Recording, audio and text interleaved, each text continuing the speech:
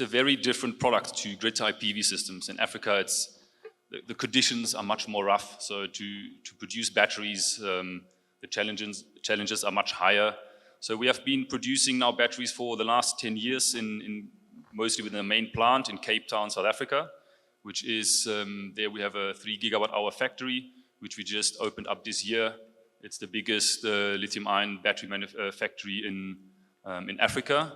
And we have been servicing that market for quite a while. I mean, there we have implemented over 170 already utility and containerized solutions. So we have quite some experience, and we have done our legwork in the last years. And now coming to the Romanian markets, what I can see is the differences. I mean, storage is storage in that sense, but still, here, most of the people still have to do their legwork, and I think the experience is not there yet. So it's still very at the beginning stages, and I can see what happens a lot is actually we get compared on price, so which is always the biggest topic. What price do you have? What price do you have? It's the same mentality that it comes from the PV panels. I mean, I've seen the price drops there, so everyone thinks like, okay, what's your price in batteries? But battery is not comparable to PV panel, right? The technology behind it is much more complicated. It has much more like little electronics. So we have to be careful and then just choosing price, because I mean it's something you want to make money off a battery system. So you expect a certain return. So I urge everyone not to really just choose the price. Really look at the quality of a product. I think that's the most important one. And I mean, if in Africa, if you ask anyone, SolarMD is a big name, right? Here, no one knows us. And it's the first time that we come to Europe. We started last year with our new factory. And the reason why everyone knows us there is they know we get a reliable product. If a product in Africa doesn't work, then there's no light, right? So the challenges to a battery system is very different. People have load shedding 2.5 to 5 hours a day, no power. So if one of our plants doesn't work, the factory doesn't produce, the town doesn't have water.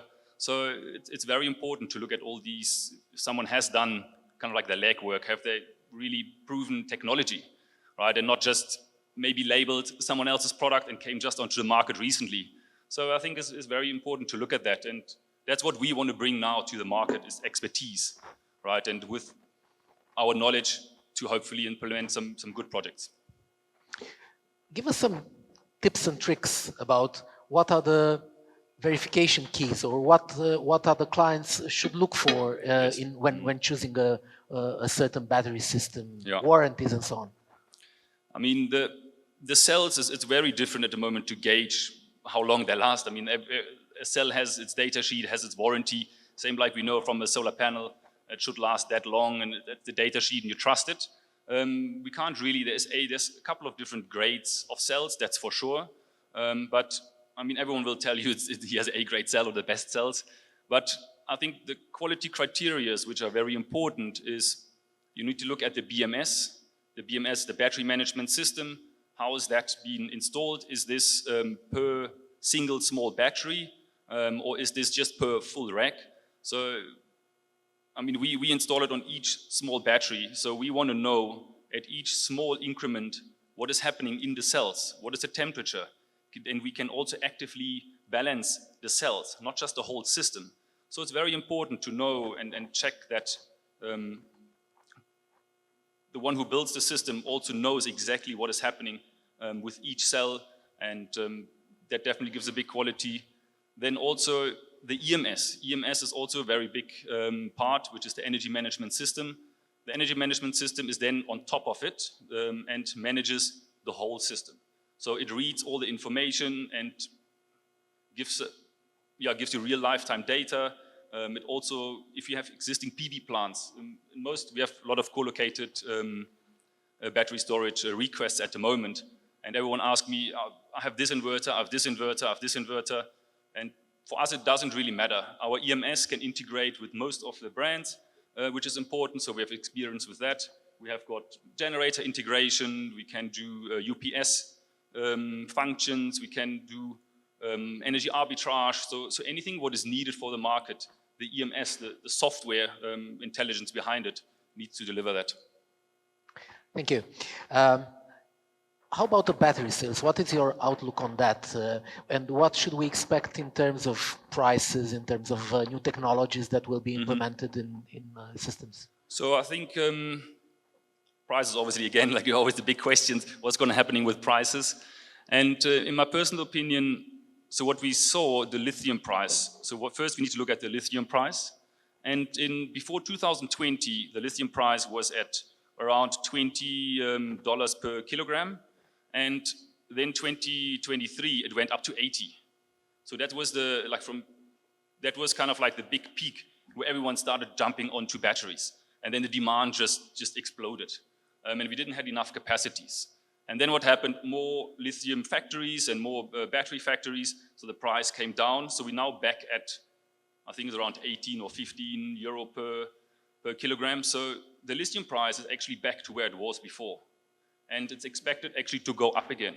So for next year, the price is actually expected to rise by 10–20% again, but just from the lithium.